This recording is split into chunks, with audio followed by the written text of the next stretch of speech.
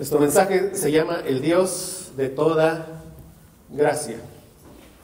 Entonces leemos 1 de Pedro 5, versos 10 y 11. Dice: Mas el Dios de toda gracia, que nos llamó a su gloria eterna en Jesucristo, después que hayas padecido un poco de tiempo, Él mismo os perfeccione, afirme, fortalezca y establezca.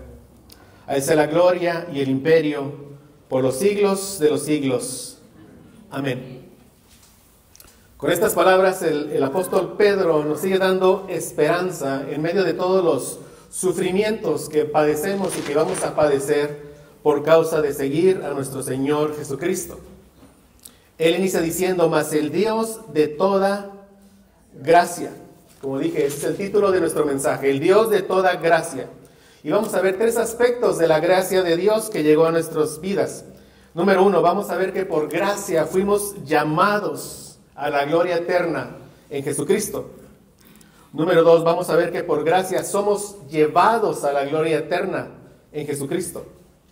Y número tres, veremos que su bendita gracia es nuestro motivo de alabanza a nuestro Redentor. Entonces vamos al número uno, el punto uno. Por gracia fuimos llamados a la gloria eterna en Jesucristo. Dice la primera parte de 1 de Pedro 5:10.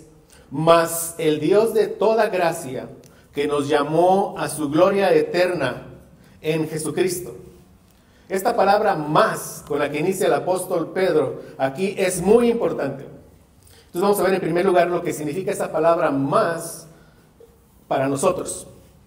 Sí. O sea, un creyente verdadero ha recibido mucha gracia.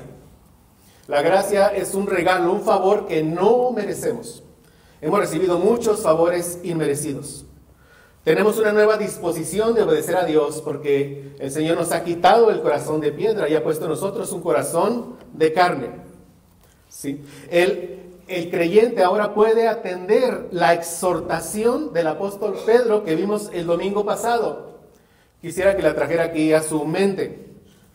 Le leo los versos que vimos el domingo pasado. Dice: sed sobrios y velad, porque vuestro adversario el diablo, como león rugiente, anda alrededor buscando a quien devorar, al cual resistid firmes en la fe, sabiendo que los mismos padecimientos se van cumpliendo en vuestros hermanos en todo el mundo. O sea, un verdadero creyente va a obedecer esta exhortación, va a ser sobrio y va a velar, va a buscar tener una mente lúcida, una mente clara, una mente gobernada por la palabra de Dios. Va a crecer en su cuerpo doctrinal de fe, porque sabe que esa es su defensa contra el adversario. Y del adversario sabe que es un enemigo terrible, pero es un enemigo que ha sido derrotado. Y también va a entender que su sufrimiento por Cristo está dentro de la soberanía de Dios y es para ser hecho conforme a la imagen de nuestro bendito Señor Jesucristo. Entonces un verdadero creyente va a ser obediente a la exhortación de ser sobrio y velado.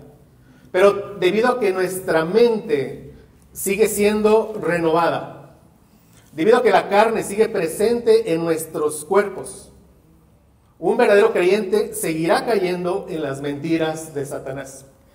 Seguirá cayendo en las tentaciones de este mundo. O sea, el creyente aún no ha sido glorificado y seguirá cayendo en pecado. Debido a eso, a su debilidad, y refiero de un verdadero creyente, la esperanza de este creyente para llegar a la gloria eterna en Jesucristo no está en él mismo, no está en nosotros, sino en el Dios de toda gracia que lo llamó a su gloria eterna en Jesucristo. Eso lo vemos claramente cuando Jesús, en la víspera de su crucifixión, le dijo lo siguiente a sus discípulos: velad y orad para que no entréis en tentación.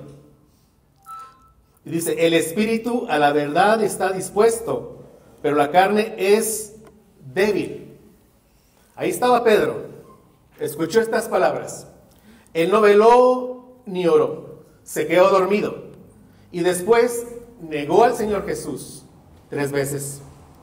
Pero miren, a pesar de eso, A pesar de ese pecado tan terrible de Pedro, de negar a su Señor Jesucristo, Jesús fue en busca de él. ¿Para qué?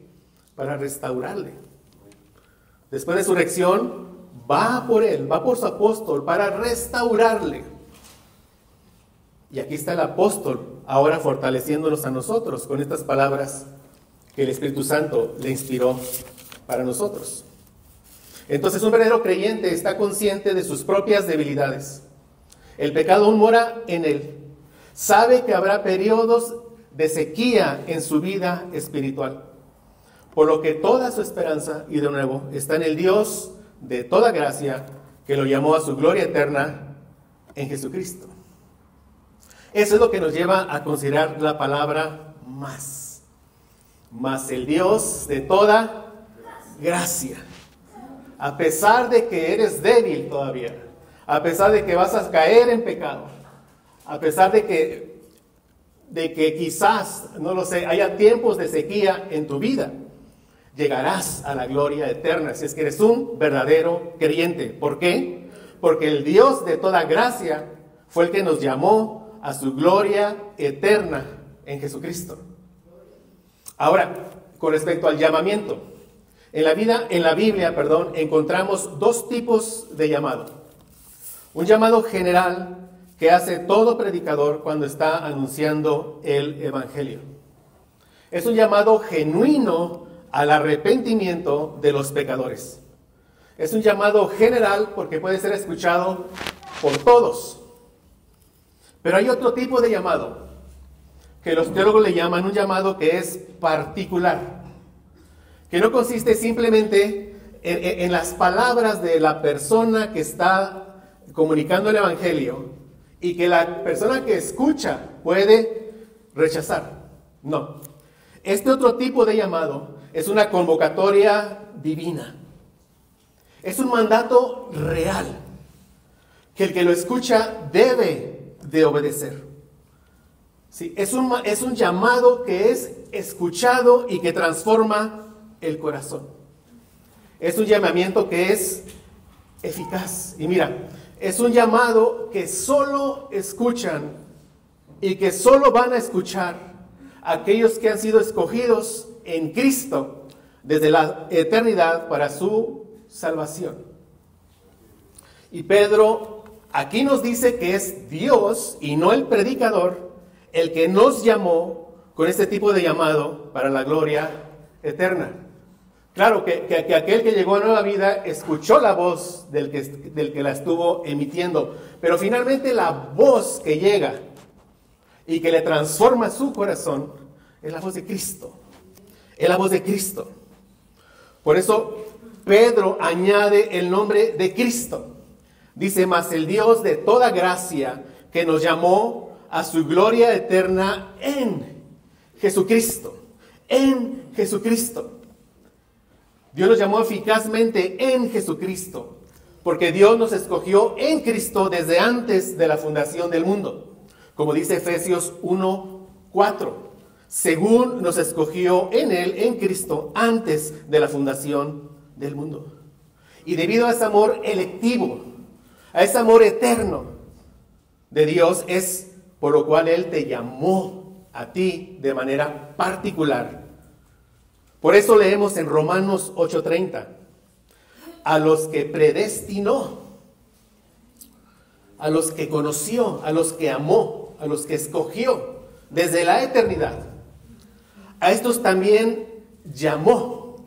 Y este llamado es ese llamado que les estoy explicando, ese llamado que es eficaz, ese citatorio divino que cuando llega a tu vida no lo puedes rechazar.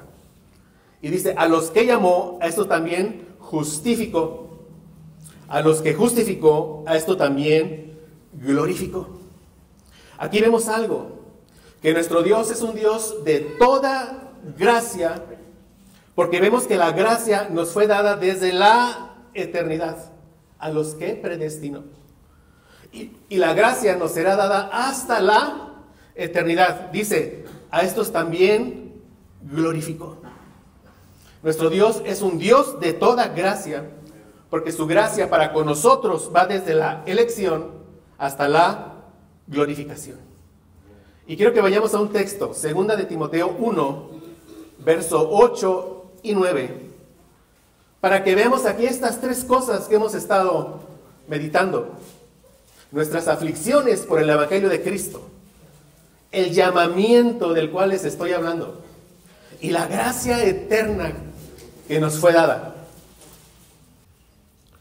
Dice aquí Pablo al joven Timoteo: por tanto, no te avergüences de dar testimonio de nuestro Señor, ni de mí, preso suyo. Ve, sino participa de las aflicciones por el Evangelio, según el poder de Dios. ¿Ven? Por el Evangelio vendrán aflicciones. Y le anima: participa de las aflicciones por el Evangelio, según el poder de Dios. Y nota lo que dice el verso 9. Quien nos salvó y llamó con llamamiento santo. Aquí está ese llamamiento, ese citatorio divino, ¿sí? Esa voz del Rey que llegó a tu vida para que salieras de tu sepulcro y que tú no pudiste rechazar. Y dice: no conforme a nuestras obras, sino según el propósito suyo, porque Él había determinado el propósito, que tú llegaras a salvación. Y ve lo que dice: y la gracia que nos fue dada en Cristo Jesús, siempre es en Él, porque Él es el que se encarnó, porque Él es el que vivió una vida perfecta, porque Él es el que dio su vida por nosotros, porque Él es el que resucitó, porque Él es el que está en la gloria. La gracia que nos fue dada en Cristo Jesús, ¿cuándo? Dice aquí: antes de los tiempos de los siglos. Si yo estoy en Cristo, estas palabras son para mí. Yo leo esto y me empiezo y me sigo maravillando de mi Redentor. Sí, soy salvo por gracia. Efesios 2, 8, 9. Somos salvos por gracia por medio de la fe. En ese día que llegó el Evangelio. Pero ahora yo veo que esa gracia me fue dada en Cristo Jesús antes de los tiempos de los siglos. Para entender mejor este llamamiento eficaz, mis hermanos, tenemos que entender de dónde nos rescató Dios. Y vayamos a Efesios 2, 1 y 2, por favor.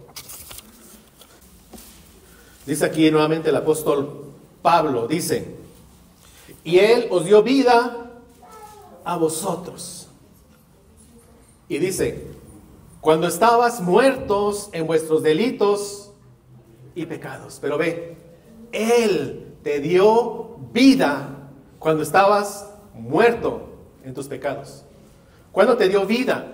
En ese día, ¿sí?, en que el Evangelio fue predicado. Y en ese día en que Dios había determinado que tú llegaras a salvación. En ese día en que llegó a tu vida ese llamamiento eficaz, ese citatorio divino. Y con ese llamado Dios te dio la gracia para nacer de nuevo. ¿Para qué? Para llegar a nueva vida. Él os dio vida. ¿Cuándo? Cuando estabas muertos. Y después describe lo que es estar muerto. Y describe nuestra vida pasada. Y describe aquí la vida de todos aquellos que al día de hoy están sin Cristo.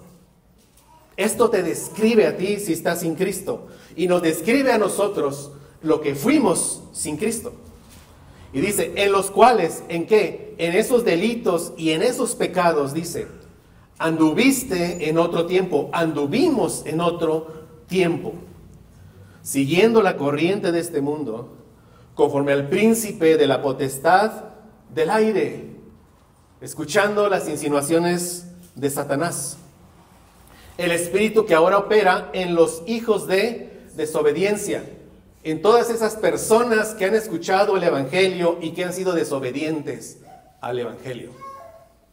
Aquellas personas que siguen siendo tan insensatas que piensan que de alguna otra manera se van a librar de la ira de Dios. Solo Cristo nos puede salvar. Entonces hubo un tiempo en que estuvimos muertos en nuestros delitos y nuestros pecados. En ese otro tiempo seguíamos sin freno la corriente de este mundo. Hubo un tiempo en que por nuestra ceguera espiritual, por nuestra propia maldad, nos alineábamos voluntariamente a las insinuaciones de nuestro adversario. Corríamos sin freno tras el pecado. Pero Dios tuvo misericordia de nosotros. Como dice Pedro 1, primera de Pedro 1:3, y como le dedicamos en su momento un mensaje. Dice, bendito el Dios y Padre de nuestro Señor Jesucristo. Y ve, que según su grande misericordia, ¿qué es la misericordia? Cuando Dios no nos paga conforme a lo que nosotros merecemos. ¿Qué merecemos por nuestros pecados? La ira eterna de Dios en el infierno. Pero dice, según su grande misericordia, no nos pagó conforme a lo que merecemos, pero que todo lo contrario, en su gracia que hizo, nos hizo renacer. Nos dio nueva vida para una esperanza viva por la resurrección de Jesucristo de los muertos. Porque mi Señor murió, resucitó. Es que yo morí al viejo hombre y ahora resucitaré y un día estaré en la gloria con mi Señor Jesucristo. Estuvimos muertos en nuestros delitos y pecados, pero bendito Dios que según su grande misericordia, según su grande misericordia nos hizo renacer para una esperanza viva. Él nos rescató de nuestro pecado, del mundo y de las fauces del maligno. Seguíamos la corriente de este mundo, pero alcanzamos la misericordia de Dios. Dios tuvo misericordia de nosotros. No nos pagó conforme a lo que merecían nuestras rebeliones. Mis hermanos, alcanzamos una misericordia que muy pocos van a alcanzar. Reflexiona en eso. Jesús lo dijo en Mateo 7, 13 al 14. Y ve ahí, por favor. Ve lo que dijo el Señor Jesús. Entrad por la puerta estrecha, porque ancha es la puerta y espacioso el camino que lleva a la perdición. ¿Ves? Y muchos son los que entran por ella. Son muchos los que se pierden. Y después dice, porque estrecha es la puerta y angosto el camino que lleva a la vida. Y pocos son los que la hallan. Mi hermano, si estamos en Cristo, somos de esos pocos que hemos hallado esta puerta estrecha. Somos de esos pocos que vamos por este camino angosto que conduce a la vida eterna. Es un camino angosto no solo porque son pocos los que lo transitan, sino porque es un camino de sufrimiento por caminar en santidad. Pero ¿cómo es que hallamos esa puerta? ¿Sí? ¿Cómo es que ahora podemos ir por ese camino angosto? Para entender esto, mi hermano, quiero que vayamos a Mateo, mismo Mateo, pero capítulo 22, versos 1 al 14, donde Jesús aquí nos relata una parábola de las fiestas de boda. Mateo 22. Vamos a leer la parábola completa del 1 al 14. Dice: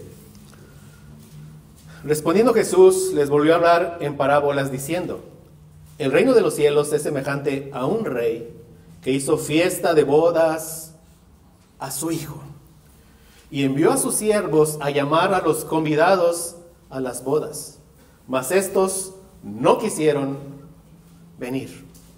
Volvió a enviar otros siervos diciendo: decid a los convidados, he aquí, he preparado mi comida, mis toros y animales engordados han sido muertos, y todo está dispuesto, venid a las bodas. Mas ellos, sin hacer caso, se fueron, uno a su labranza y otro a sus negocios. Y otros, tomando a los siervos, los afrentaron y los mataron. Al oír el rey se enojó, enviando sus ejércitos destruyó a aquellos homicidas y quemó su ciudad. Entonces dijo a sus siervos: las bodas a la verdad están preparadas, mas los que fueron convidados no eran dignos. Id pues a las salidas de los caminos y llamad a las bodas a cuantos halléis. Y saliendo los siervos por los caminos, juntaron a todos los que hallaron, juntamente malos y buenos, y las bodas fueron llenas de convidados. Y entró el rey para ver a los convidados, y vio allí a un hombre que no estaba vestido de boda, y le dijo: amigo, ¿cómo entraste aquí sin estar vestido de boda? Mas él enmudeció. Entonces el rey dijo a los que servían: atadle de pies y manos y echadle en las tinieblas de afuera. Ahí será el lloro y el crujir de dientes. Y mira lo que dice: porque muchos son llamados y pocos escogidos. Muchos llamados y pocos escogidos.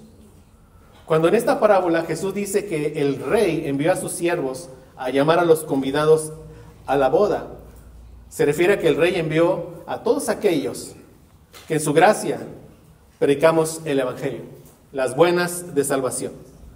A todos aquellos que le ruegan a los perdidos que se arrepientan, que reconozcan que van por ese camino espacioso que lleva a la perdición, que entiendan que solo Cristo los puede salvar. Pero Jesús dice en su parábola: mas estos no quisieron venir. Rechazan la invitación del rey, la están rechazando.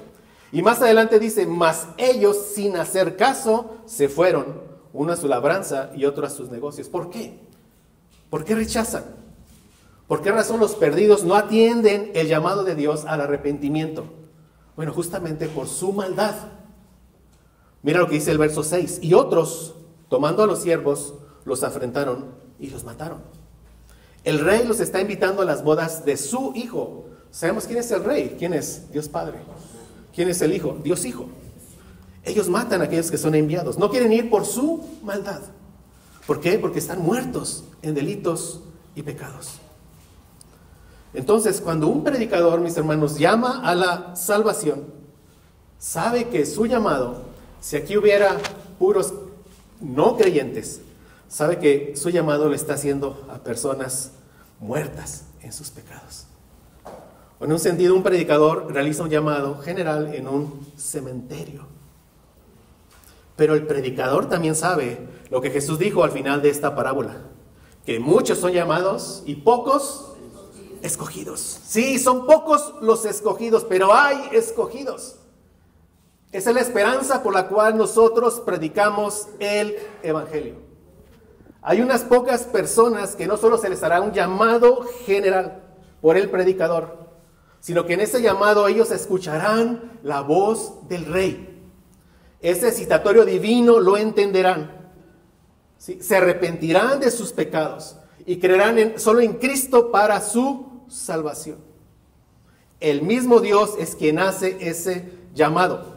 Por eso dice Pedro, leamos nuevamente, 1 de Pedro 5:10. Mas el Dios de toda gracia, que nos llamó a su gloria eterna en Jesucristo. Entonces, si tú estás en Cristo, el mismo Rey te hizo un llamado que transformó tu corazón.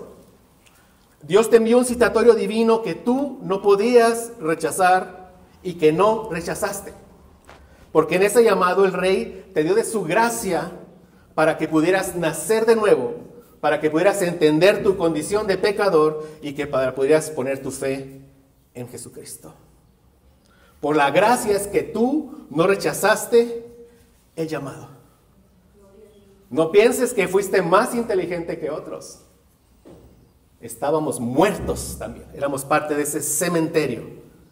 Y para aquellos que hoy siguen rechazando, mira las palabras del Rey. Mateo 22:13. Atale de pies y manos, echadle en las tinieblas de afuera. Ahí será el lloro y el crujir de dientes. El rechazo muestra la ceguera espiritual de los hombres. El rechazo muestra solo ese corazón duro y muerto. Verdaderamente muerto. Por eso se necesita el poder del evangelio. Por eso es necesario que sea la voz de Cristo la que llegue a ese corazón y lo quebrante. Sí, que llegue a ese corazón y le dé vida. Se necesita un verdadero milagro, mis hermanos. Nuestra salvación es un verdadero milagro que llegó a nuestra vida solo por la misericordia de Dios. Mi hermano, estábamos muertos y Dios nos dio vida. Y vamos a Ezequiel 37. Para que veas claramente que si tú estás en Cristo hoy, puedas ver lo que ocurrió en tu vida. Este milagro del que yo estoy hablándote ahorita. Mira lo que dice aquí la palabra de Dios. El profeta Ezequiel dice: la mano de Jehová vino sobre mí y me llevó en el espíritu de Jehová y me puso en medio de un valle que estaba lleno de huesos. Ve, un valle lleno de huesos. Y me hizo pasar cerca de ellos por todo en derredor. He aquí, eran muchísimos sobre la faz del campo, y por cierto, dice, secos en gran manera. Y me dijo: hijo de hombre, ¿vivirán estos huesos? Y dije: Señor Jehová, tú lo sabes. Me dijo entonces: profetiza sobre estos huesos y diles: huesos secos, oíd palabra de Jehová. Así ha dicho Jehová el Señor a estos huesos: he aquí, yo hago entrar espíritu en vosotros y viviréis. Y pondré tendones sobre vosotros, y haré subir sobre vosotros carne, y os cubriré de piel. Y pondré en vosotros espíritu y viviréis, y sabréis que yo soy Jehová. Dice el profeta: profeticé pues como me fue mandado. Y hubo un ruido mientras yo profetizaba. He aquí un temblor, y los huesos se juntaron, cada hueso con su hueso. Y miré, he aquí tendones sobre ellos, y la carne subió, y la piel cubrió por encima de ellos, pero no había en ellos espíritu. Y me dijo: profetiza al espíritu, profetiza, hijo de hombre, y di al espíritu: así ha dicho Jehová el Señor, espíritu, ven de los cuatro vientos, y sopla sobre estos muertos, y vivirán. Y profeticé como me había mandado, y entró espíritu en ellos, y vivieron. Estuvieron sobre sus pies un ejército grande en extremo. Me dijo luego: hijo de hombre, todos estos huesos son la casa de Israel. Y aquí ellos dicen: nuestros huesos se secaron y pereció nuestra esperanza, y somos del todo destruidos. Por tanto, profetiza y diles: así ha dicho Jehová el Señor. Ve, he aquí yo abro vuestros sepulcros, pueblo mío. Os haré subir de vuestras sepulturas. Os traeré a la tierra de Israel, y sabréis que yo soy Jehová. Cuando abra vuestros sepulcros y os saque de vuestras sepulturas, pueblo mío, y pondré mi espíritu en vosotros y viviréis. Y os haré reposar sobre vuestra tierra, y sabréis que yo Jehová hablé y lo hice, dice Jehová. Mi hermano, si estás en Cristo, esto es lo que ocurrió en tu vida. Tú eras de esos huesos que llenaban ese valle. Nosotros, si estamos en Cristo, éramos de esos huesos, pero Dios nos dio vida. Nos hizo subir de nuestra sepultura. Él abrió nuestros sepulcros, nos sacó de nuestra sepultura, puso su Espíritu Santo en nosotros. Ahora tenemos vida, y mira cómo nos llama: pueblo mío. Pueblo mío. Y nos hará reposar sobre nuestra tierra, pero una tierra prometida, una tierra que es eterna y que es gloriosa. Dios nos llamó de manera personal, y por eso llegamos a nueva vida. Y de nuevo, si estamos en Cristo, mi hermano, si estás en Cristo, no fue porque eres más inteligente que otros. No es porque tú entendiste mejor que otros el mensaje. Fue cuando llegaste a Cristo, porque cuando se te predicó el Evangelio, llegó a ti un llamado particular. Dios directamente te llamó por tu nombre. Llegó una invitación celestial a tu vida que no pudiste rechazar. Y saliste del sepulcro y llegaste a nueva vida. Amén. Gracias a Dios.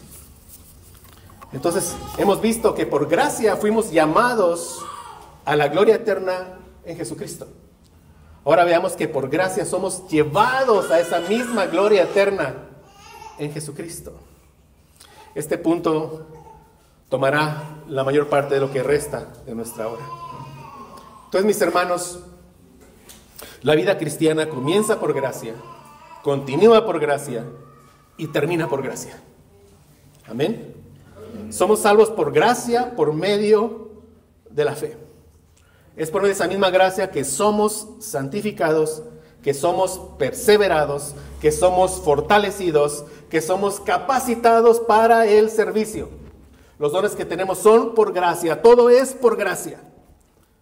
Una prueba en tu vida de que todo es por gracia si estás en Cristo, y piensa en esto, es que a pesar de que vivimos en un mundo lleno de tentaciones, a pesar de que la carne sigue presente en nosotros, a pesar de los muchos pecados que cometemos, a pesar de las acechanzas del maligno, cada día perseveramos. ¿Por qué? Porque somos muy fuertes por la bendita gracia de Dios. Jesús dijo en Juan 10, 27 al 29, mis ovejas oyen mi voz y yo las conozco y me siguen. Y yo les doy vida eterna, y dice, y no perecerán jamás. Dice Jesús, ni nadie las arrebatará de mi mano. Mi Padre que me las dio es mayor que todos, y nadie las puede arrebatar de la mano de mi Padre. Si estás en Cristo, estás firmemente agarrado, ¿sí?, por los brazos del Hijo y por los brazos del Padre. ¿Y quién nos puede arrebatar de esos brazos? Sí, como creyentes somos asaltados por tentaciones, unas más severas que otras, por dudas, por pensamientos quizás derrotistas. Quizás a veces nos preguntamos si vale la pena seguir adelante, pero perseveramos. ¿Por qué? Porque Dios lo ha prometido, porque depende de Dios por su bendita gracia. Y mira, entre más años tenemos en el Evangelio, más nos damos cuenta de todos los peligros que amenazan nuestra fe, ¿sí o no? A medida que pasan los años, más te das cuenta de eso, más te das cuenta que la lucha es intensa. Y de nuevo, si aún estamos en pie, no es porque seamos más fuertes que otros. Es única y exclusivamente por la gracia de Dios. Piénsalo, si el día de ayer no nos apartamos del Señor y hoy estamos aquí en su iglesia y no en otro lugar, y estamos aquí siguiendo a Cristo, alabando a Cristo, con el deseo de seguir tras los pasos de Cristo, todo eso solo es por la gracia de Dios. Por eso dice Pablo en 1 Corintios 15:10, y quiero que vayas ahí, mi hermano, por favor. 1 Corintios 15:10. Pablo, después de Cristo, Pablo es probablemente el teólogo más prominente del Nuevo Testamento. Ese gran misionero. Ve lo que dice. Pero por la gracia de Dios soy lo que soy. Y su gracia no ha sido en vano para conmigo. Antes he trabajado más que todos ellos. Pero ¿qué dice? Pero no yo, sino la gracia de Dios conmigo. Este gran misionero dice, no he sido yo, no han sido mis fuerzas, no ha sido mi propia capacidad. Todo lo que yo he hecho es solo por la gracia de Dios actuando en mi vida. Él dice, por la gracia de Dios soy lo que soy. Es que piensa, ¿quién era Pablo antes de ser alcanzado por la gracia de Dios? ¿Quién era Pablo cuando iba camino a Damasco? ¿Quién era él? Era un perseguidor de la iglesia. El apóstol Pablo odiaba a Cristo. Él perseguía a todos los que seguían a Cristo. Pero ve la obra de la bendita gracia que llegó a su vida, que lo transformó de tal manera para convertirlo Dios en su gracia en el gran apóstol Pablo.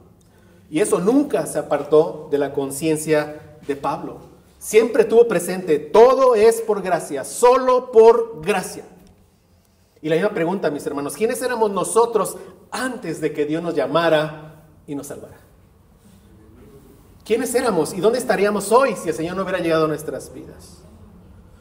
No hay nada por qué gloriarnos por el hecho de estar en Cristo. Nada por qué gloriarnos por el hecho de servir a Cristo. Nada por qué gloriarnos por el hecho de entender a Cristo. Nuestra vida en Cristo de principio a fin es solo por gracia. Gracia. Y mira nuevamente lo que dijo Pablo aquí en 1 Corintios 15:10. Dice, antes he trabajado más que todos ellos, pero no yo, sino la gracia de Dios conmigo. Y aquí sacamos una verdad importante. La gracia de Dios que opera en nuestras vidas no significa inactividad de parte de nosotros. ¿Sí ves? he trabajado más que ellos, pero no yo, sino la gracia de Dios conmigo. Importante entender esto. ¿Por qué? Porque muchos piensan que la gracia y el esfuerzo humano son incompatibles. Algunos dicen, si es por gracia, entonces se supone que yo ya no debo hacer absolutamente nada. ¿Me explico? Yo sé de un joven que estaba metido en pornografía. Fue a pedir un consejo y le dijeron, tú espera en el Señor.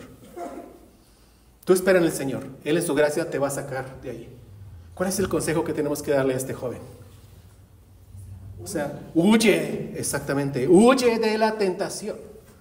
Cierra esas fuentes de tentación, sea lo que sea, digitales, en papel. Cierra todo eso.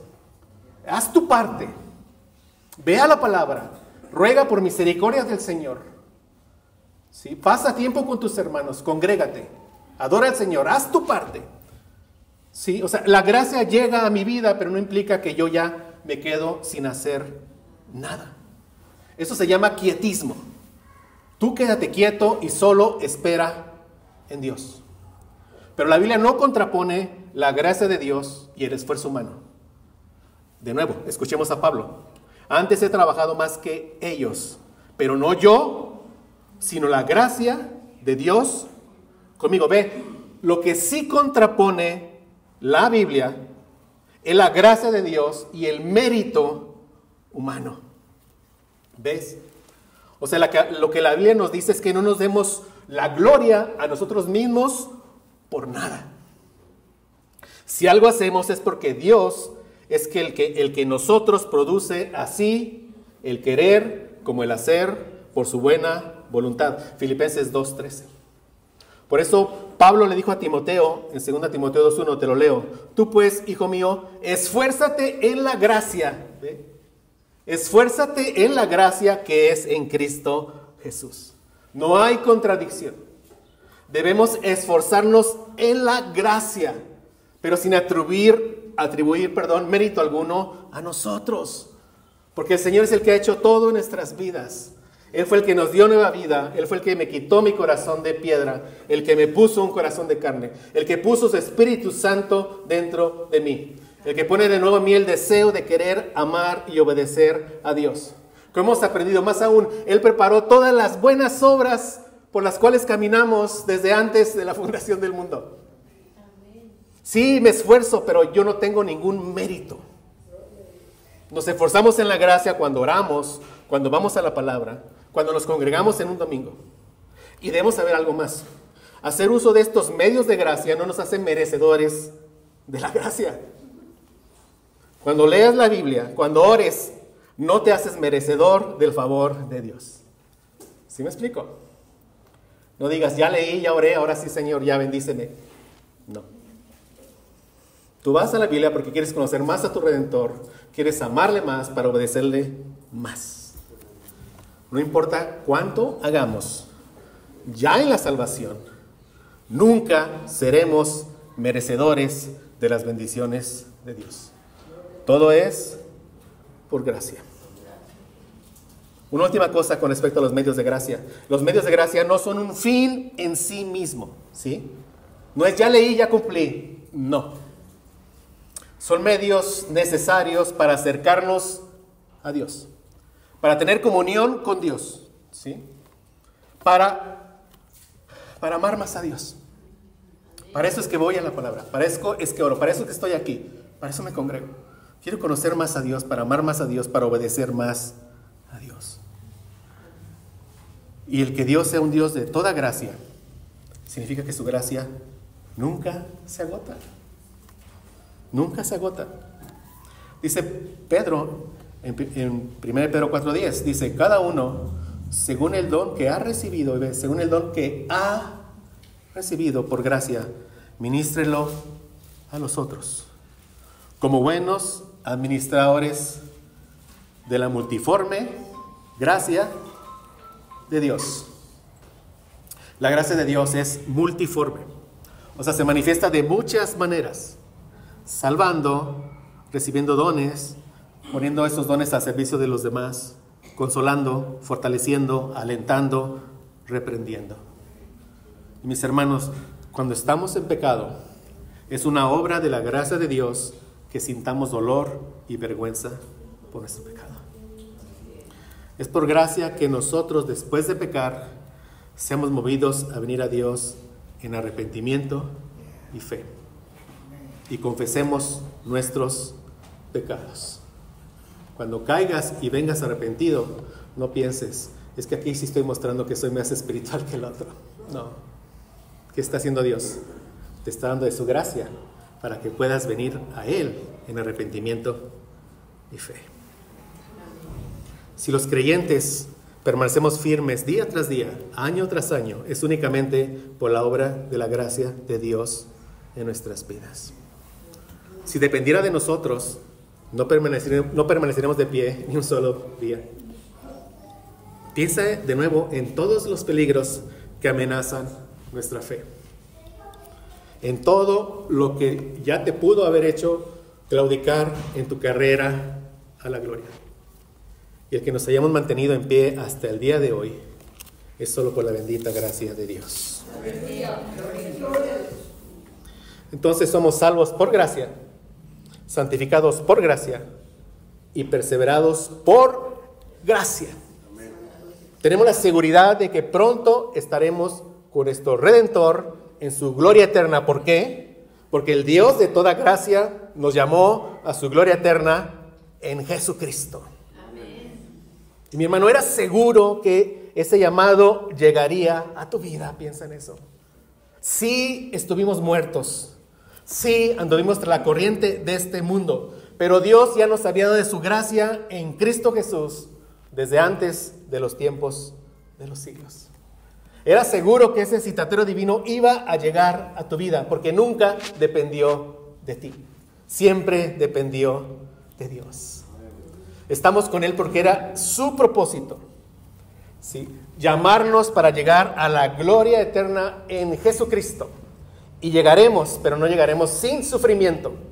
Por eso dice 1 Pedro 5:10, mas el Dios de toda gracia que nos llamó a su gloria eterna en Jesucristo, después que hayas padecido un poco de tiempo.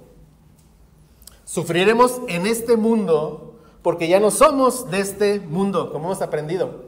Ahora somos extranjeros y peregrinos que vamos de paso. Nuestros afectos ya no son los de este mundo, y me refiero a este mundo que va en contra de Dios. Nuestros deleites ya no los encontramos en este mundo. Ya no pensamos como piensa este mundo. Ahora podemos seguir las pisadas de nuestro bendito Cristo. Y sus pisadas fueron de santidad y sufrimiento y gloria. Y esas son nuestras pisadas. Sí, vamos en un camino de santidad, pero por esa santidad, por obedecer a Cristo, llegará el sufrimiento. Sí, pero ese es el camino que nos lleva a la gloria eterna en Jesucristo. Y nota algo más. ¿Vamos a sufrir por obedecer a Cristo? Sí. Pero tenemos que saber que esos sufrimientos, esos padecimientos están dentro del marco de la gracia de Dios. Amén. Todo es por gracia. Tenemos que entender que sufrir por seguir a Cristo es por gracia. Dios usa esos padecimientos ¿para qué? Para afirmar nuestra fe, para purificar nuestra fe, para mover nuestro carácter y hacerlo más como nuestro Señor Jesucristo. Vea Filipenses 1, 27 al 30, por favor. Estas verdades, hermanos, gracias al Señor, a lo largo ya de año y medio, yo creo que tenemos en esta epístola, mis hermanos. Y el domingo que entra, así la voluntad del Señor, estaremos cerrando ya esta epístola preciosa. Filipenses 1, 27 al 30. Pero vemos verdades, o al menos yo, verdades que el Señor ha afirmado en mí, que me hace que me maraville de Él. ¿Quién pensaría que sufrir por Cristo es una gracia de Dios? ¿Quién lo pensaría? ¿Quién lo entendería? ¿Quién lo aceptaría? Es más, ¿a quién le daría gozo saber eso? A nosotros. Amén. Filipenses 1, 27 al 30 dice: solamente que os comportéis como es digno del Evangelio de Cristo, para que, o sea que vaya a veros o que esté ausente, oiga de vosotros que estáis firmes en un mismo espíritu. Vea, combatiendo unánimes por la fe del Evangelio. De paso nos recuerda que estamos en una batalla, combatiendo unánimes por la fe del Evangelio. Y dice: y en nada intimidaos por los que se oponen, que para ellos ciertamente es indicio de perdición, mas para vosotros de salvación, y esto de Dios. ¿Y qué dice el 29? Porque a vosotros os es concedido a causa de Cristo, no solo que creáis en Él, sino también que padezcáis por Él, teniendo el mismo conflicto que habéis visto en mí y ahora oís que hay en mí. Pero es concedido por gracia, por Cristo. No solo creer en Cristo, sino sufrir en Cristo. Es una obra de la gracia de Dios que suframos por Cristo. ¿Por qué? Porque el sufrimiento llega a mi vida cuando estoy caminando en santidad, cuando estoy obedeciendo a Cristo. Y obedecer a Cristo es solo por la gracia del Señor. ¿Sí? Y eso hace que el mundo que odia a Cristo me odie también a mí. Pero precisamente Dios usa el odio del mundo para despegar mis ojos de ese mundo que me odia. ¿Sí lo ves? Lo hemos visto, hermano, pero gracias a Dios por estas verdades. Recuerda, a nosotros nos fue concedido por gracia, no solo que creamos en Cristo, sino también que padezcamos por Cristo. Por creer en Cristo, por obedecer a Cristo, por amar a Cristo, por seguir a Cristo. Por eso nos dice el apóstol Pedro, por eso ya nos dijo en 1 de Pedro 4, 12 y 13, amados, no os sorprendáis del fuego de prueba que os ha sobrevenido, como si alguna cosa extraña os aconteciese. Es lo que se espera. Y lo he dicho, si hay un cristiano muy tibio, un cristiano que está muy cómodo alrededor de amigos del mundo, hay algo mal en este cristiano. En cuanto este cristiano empieza a compartir su testimonio, compartir el evangelio, se van a incomodar ellos. Y sí, quizás algunos lleguen a Cristo, pero los otros lo van a empezar a rechazar. Por eso te recomiendo lo que yo hago. O sea, en todo lado en el que te desenvuelvas, asegúrate que todos sepan que eres un cristiano. Un cristiano. Y al menos porque ellos saben que tú lo eres, no lo sigas a ellos. Y sabiendo que tú lo eres, quizás vengan y te pregunten. Y les compartas el evangelio. Pero nos dice, amados, no os sorprendáis del fuego de prueba que os ha sobrevenido, como si alguna cosa extraña os aconteciese. Y dice, sino gozaos. ¿Ve? Gozaos. Y Pedro, ¿por qué nos debemos de gozar? Y dice, por cuanto sois participantes de los padecimientos de Cristo, para que también en la revelación de su gloria os gocéis con gran alegría. Si tu amor por Cristo, si tu deseo de conocer a Cristo, de obedecer a Cristo, está provocando que el mundo te odie y te persiga, gózate, mi hermano. Gózate. Es una prueba evidente que vas por el camino angosto. Es tu garantía de que te gozarás con gran alegría cuando Cristo regrese por segunda vez en la revelación de su gloria. Amén. Gracias a Dios. Y dice, sigue siendo el apóstol Pedro, mas el Dios de toda gracia, que nos llamó a su gloria eterna en Jesucristo, después que hayas padecido, y dice, un poco de tiempo. Aquí la pregunta es, ¿cuánto es un poco de tiempo? Depende de con qué compares el tiempo. Un ejemplo muy sencillo. Si una endodoncia tarda entre 1 y 2 horas y vas al dentista y él termina en 5 minutos, ¿qué vas a decir? Esto sí fue poco tiempo. Pero si ya pasan 10 horas y él sigue ahí trabajando contigo, ¿qué vas a decir? Esto ya fue demasiado tiempo. ¿Cuánto es un poco de tiempo? Depende con qué compares tu tiempo. Y la respuesta está aquí mismo. Mira, dice, mas el Dios de toda gracia, ¿qué dice? Que nos llamó ¿a dónde? A su gloria eterna. Eterna. Eterna en Jesucristo. Y luego nos dice, después que hayas padecido un poco de tiempo. Entonces, comparado con la gloria eterna, mi hermano, cualquier periodo de tiempo en esta tierra es un poco de tiempo. ¿Sí? Comparado con la eternidad, una semana es nada. Es una nada de tiempo, pero lo mismo con un mes y con un año. ¿Y qué tal toda tu vida en esta tierra? Si Dios aún permitiera, que no lo hace, pero si aún permitiera que toda la vida sufriéramos por causa de Él, que gracias a Dios no lo hace y nos da tiempos de refrigerio como el que estamos teniendo hoy. Pero si aún Él permitiera todo eso, eso sería un poco de tiempo. ¿Comparado con qué? Con la gloria eterna que nos espera en Jesucristo. Porque dice Santiago, ¿qué es vuestra vida? Ciertamente es neblina que se aparece por un poco de tiempo y luego se desvanece. Pero veamos aquí esto. Con estas palabras, un poco de tiempo, lo que quiere el apóstol Pedro es que llenemos nuestra mente de eternidad. De eternidad. Y mira, mi hermano, nadie sabe cuánto vivirá en esta tierra. Nadie sabe, ¿cierto? Nadie lo sabe. Pero todos los que estamos en Cristo, tenemos la esperanza viva, sabemos que viviremos una eternidad. Eso sí lo sabemos todos los que estamos en Cristo. O sea, lo que es seguro y ciertísimo no es lo que vemos con estos ojos físicos, sino que lo que vemos con nuestros ojos de fe. Yo no sé cuánto voy a vivir en esta tierra, pero sí sé que voy a vivir una eternidad junto a mi Redentor. ¿A qué me debe mover eso? A caminar en santidad, a perseverar en buenas obras, a servir en el reino, a amar a mis hermanos, a perdonar, a conocer a mi Dios. Dijo Pablo en Romanos 8:18, pero tengo por cierto que las aflicciones del tiempo presente no son comparables con la gloria venidera que en nosotros ha de manifestarse. Mi hermano, en nuestro futuro ya no habrá más llanto, ni enfermedad, ni pecado, ni dolor. Y nuestro futuro no es un cuento de hadas. Lo sabemos porque el apóstol Juan nos lo dijo en Apocalipsis 21:4. Enjugará Dios toda lágrima de los ojos de ellos. Ya no habrá muerte, ni habrá más llanto, ni clamor, ni dolor, porque las primeras cosas pasaron. Amén. El apóstol Pedro nos dice un poco de tiempo porque quiere que vivamos con nuestros ojos llenos de eternidad. Entonces, mi hermano, considera la eternidad en todas las decisiones de esta vida pasajera. Considera el impacto eterno de tus decisiones en esta vida.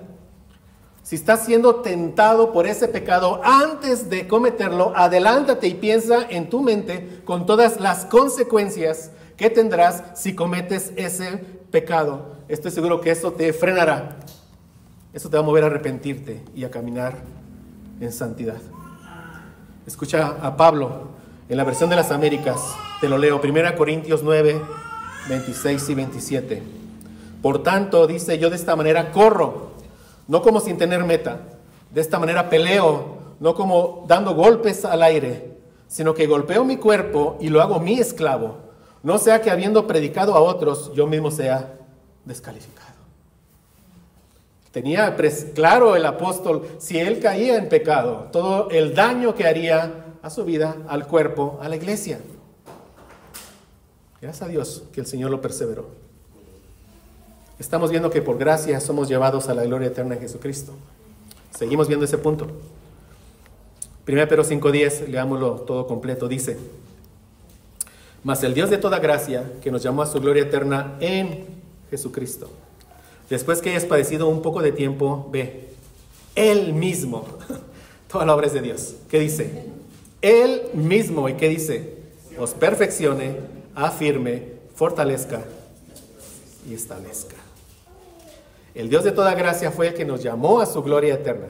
Y llegaremos a la gloria eterna, porque Él mismo en su gracia nos perfecciona, nos afirma, nos fortalece y nos establece. Aquí la palabra griega usada para perfeccionar, la misma palabra se usa en Marcos 1:19 para remendar las redes. O sea, el significado de esta palabra es arreglar lo que ha estado roto, es restaurar lo que ha estado dañado, de tal modo que quede íntegro de nuevo. Esta es la misma palabra que se usa cuando Pablo nos anima a restaurar con ternura a un hermano o una hermana que ha caído en pecado. Gálatas 6:1 dice: hermanos, si alguno fuere sorprendido en alguna falta, vosotros que sois espirituales, restauradle, es la misma palabra, remendarle, con espíritu de mansedumbre, considerándote a ti mismo, no sea que tú también seas tentado. Entonces Dios, en toda su misericordia, lo que hace es que toma al pecador caído y lo restaura, lo perfecciona. Aquí no solo se refiere a que le cura las heridas, a que restaura sus redes rotas, sino a que lo transforma en lo que debiera de ser. Y lo que todo hijo de Dios debe ser es hecho a la imagen de nuestro Señor Jesucristo. Esto refuerza la verdad de que nuestros padecimientos por Cristo son usados por Dios para perfeccionarnos, para restaurar en nosotros la imagen perdida por el pecado, la imagen de nuestro Señor Jesucristo en nuestras vidas. Amén. Entonces vemos que el Dios de toda gracia hace que todo lo que ocurre en nuestras vidas, todo lo que ocurre en nuestras vidas es para nuestro bien. Todo es gracia, todo es gracia. Y nuestro mayor bien es ser hechos a la imagen de nuestro Señor Jesucristo. Como dice Romanos 8, 28 y 29, sabemos que a los que aman a Dios, ¿y quién es el que ama a Dios? Aquel que recibió ese llamamiento eficaz, aquel que llegó a nueva vida. Dice, todas las cosas ayudan a bien. Todas las cosas. Aquí en el griego es todas las cosas, mis hermanos. Todas las cosas, enfermedades, pérdidas, falta de trabajo. Eso está en el todas las cosas. Al Hijo de Dios todas las cosas les ayudan a bien. Esto es, a los que conforme a su propósito son llamados. Porque a los que antes conoció también los predestinó, ¿para qué? Para que fuesen hechos conforme a la imagen de su Hijo, para que Él sea el primogénito entre muchos hermanos. Todas las cosas nos ayudan a bien. Pero mi bien es ¿qué? Es ser hecho ¿a qué? A la imagen de mi Señor Jesucristo. Eso significa que estamos siendo perfeccionados. Pero además el apóstol dice, Él mismo os perfeccione, afirme, fortalezca y establezca. Afirme, fortalezca y establezca.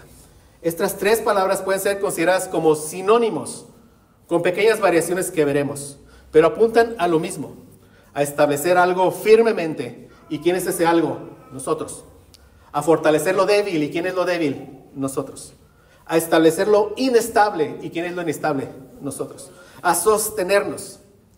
O sea, Pedro sabe que van a ser muchos los sufrimientos que llegarán a nosotros por causa de los enemigos de la cruz. Pero Él quiere asegurarnos, Él quiere que estemos seguros que Dios nunca dejará su tarea de restaurarnos. Nunca. Aquí muy seguramente Pedro tiene las palabras que Jesús le dijo antes de la traición. Le dijo en Lucas 22, 31 y 32. Dijo también el Señor, Simón, Simón, he aquí Satanás os ha pedido para zarandearos como a trigo. Pero yo he rogado por ti, que tu fe no falte. Una vez vuelto, confirma a tus hermanos. Hermanos, ¿alguna vez hemos sentido el temor de caer en un pecado tal que deshonremos el nombre de Cristo? Cuando eso pase, recuerda que Dios promete afirmarnos, darnos estabilidad. Esa estabilidad que necesitamos para permanecer fieles hasta el fin. Es lo que dice aquí. Y el Dios no solo ha prometido afirmarnos, sino fortalecernos. ¿Qué es esto? Darnos la capacidad que necesitamos para poder hacer lo que Dios demanda de nosotros. Fortalecernos. O sea, la gracia de Dios no solo nos capacita para estar firmes, sino para que avancemos. Para que avancemos. Mira, y aquí tenemos que recordar las palabras de Jesús. Él dijo, las puertas del Hades no prevalecerán contra su iglesia. Pero son las puertas del Hades las que no prevalecen. ¿Qué quiere decir esto? Que la iglesia es la que va a la ofensiva. El reino es el que está avanzando, ¿sí? El reino es el que está empujando esas puertas del infierno. Bueno, nos fortalece para que podamos llevar a cabo esa labor de seguir testificando el evangelio, que hagamos que el enemigo sea derrotado, que retroceda. Y nuestra ofensiva es un mensaje de paz, un mensaje de reconciliación con Dios. Cada vez que alguien cae rendido a los pies del Señor Jesucristo, ahí el reino de Dios avanzó. Y Dios también ha prometido establecernos. ¿Qué es esto? Esto es impedir. Dios ha prometido que Él va a impedir que los ataques del maligno nos lleven a la apostasía. Eso significa esto. Dios ha prometido establecernos. Dios nos va a anclar para que nuestra fe no retroceda. Pero notemos algo, ¿verdad? Dios no ha prometido que nos va a librar de las dificultades. Eso no lo ha prometido. Pero lo que ha prometido es que Él va a hacer su obra en nosotros usando las dificultades. Como ya vimos, ¿verdad? Las usa para nuestro beneficio. Amén. Amén. Gracias a Dios. Entonces, mis hermanos, Jesús, ¿qué le dijo a Pedro? Simón, Simón, he aquí Satanás os ha pedido para zarandearos como a trigo. Pero yo he rogado por ti que tu fe no falte. Y tú, una vez vuelto, confirma a tus hermanos. Así que, mi hermano, cuando veas a un hermano caer en pecado, restáurale con firmeza, sí, pero con mansedumbre, sabiendo que nosotros podemos caer en esas mismas tentaciones y en ese mismo pecado. O sea, seamos humildes entre nosotros, mis hermanos. O sea, no nos sintamos mejores que otros. No murmuremos de otros. No nos ataquemos entre nosotros. Sí, o sea, nosotros, el pueblo de Dios, nosotros no somos nuestro enemigo. No somos nosotros. Nuestro enemigo es el adversario, el príncipe de este mundo. Pero como hemos aprendido, él es un enemigo que ha sido derrotado. Amén. Un enemigo que en su maldad solo cumple con los propósitos de nuestro bendito Dios Trino. ¿Sí? Porque Dios lo ha vencido. Por eso es que solo a Él le damos toda la gloria. Porque Él ha vencido y ha derramado toda su gracia en nuestras vidas. Y cerremos brevemente con el punto 3. Su bendita gracia es nuestro motivo de alabanza. Dice 1 Pedro 5, 10 y 11. Mas el Dios de toda gracia, que nos llamó a su gloria eterna en Jesucristo, después que hayas padecido un poco de tiempo, Él mismo os perfeccione, afirme, fortalezca y establezca. A Él sea la gloria y el imperio por los siglos de los siglos. Amén. Estas dos palabras, gloria e imperio, se usan para describir la majestad y la grandeza de nuestro Dios. Es un título que se aplica a gobernantes, reyes, emperadores y por supuesto a nuestro Rey de Reyes y Señor de Señores, a nuestro gran Dios y Salvador Jesucristo. O sea, Pedro, en medio de nuestros sufrimientos, nos recuerda que Dios tiene el poder, que nuestro comandante ha vencido, que en Cristo somos más que vencedores, porque a Él le pertenece el poder y el dominio. Y su dominio es uno que perdura por toda la eternidad, por los siglos de los siglos. Amén.